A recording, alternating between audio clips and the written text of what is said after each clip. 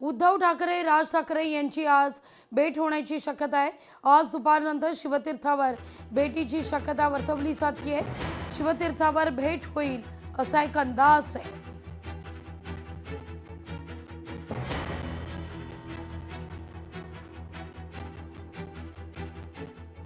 राज ठाकरे आणि उद्धव ठाकरेंच्या संयुक्त सभा होणार आहेत। ठाकरे बंधू एकत्रित वचननामा सादर करतील। 4 जानेवारीला मनसे आणि शिवसेनेचा जाहीरनामा प्रसिद्ध होतोय। 4 तारखेला पहिलं वचननाम्याचं उद्घाटन प्रकाशन होईल। त्यानंतर माननीय उद्धव ठाकरे आणि सन्माननीय राज ठाकरे यांच्या संयुक्त सभा मुंबईसह MMRA रिजनमध्ये होतील। पूर्व आणि पश्चिम उपनगरामध्ये संयुक्त सभा होतील, मग शिवतीर्थावर होईल। सभांची संख्या फार नाही आहे आमच्याकडे।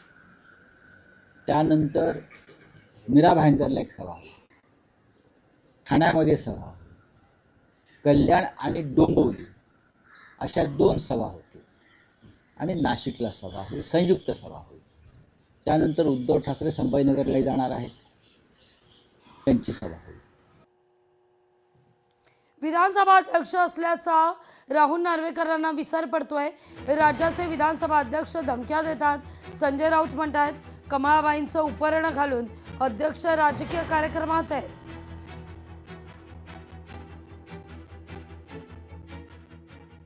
राहुल नार्वेकर हे विसरले की ते विधानसभेचे अध्यक्ष आणि विधानसभेचा अध्यक्ष असे संकेत आहेत, नियम संविधान ते कायद्याचे अभ्यासक आहेत की त्याने शक्यतो अशा राजकीय कार्यक्रमात सहभागी व्हायचं नसते, ते निष्पक्ष असतात। पण मी पाहिलं की ते आपल्या गळ्यामध्ये कमळाबाईचं उपकरण टाकून त्यांच्या घरातला उमेदवारांचे अर्ज भरायला गेले, म्हणजे राजकीय पक्षाच्या कार्यक्रमात ते गेले।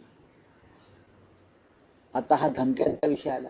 विधानसभा अध्यक्ष महाराष्ट्राच्या धमक्या देतो विरोधी उमेदवारांना, दबाव आणतो प्रशासनावर। या राज्यात काय चाललंय ह्या त्या विचाराची सोय नाही।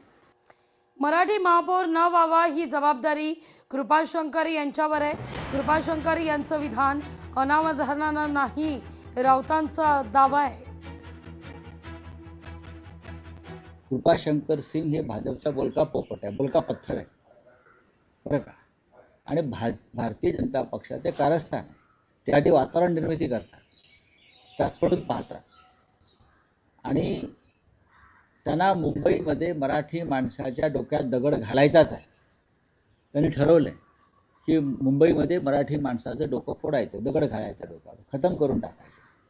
आणि कृपाशंकर सिंगचं वक्तव्य हे अनावधानानं केलेलं नसून ही भारतीय जनता पक्षाची रणनीती आहे की वातावरण निर्मिती करायची, माहोल निर्माण करायचं, परप्रांतीयांना जागं करायचं, शिवसेनेविरुद्ध किंवा महाराष्ट्र नवनिर्माण सेनेविरुद्ध आणि मराठी माणसाविरुद्ध मतदान करण्यासाठी प्रवृत्त करायचं।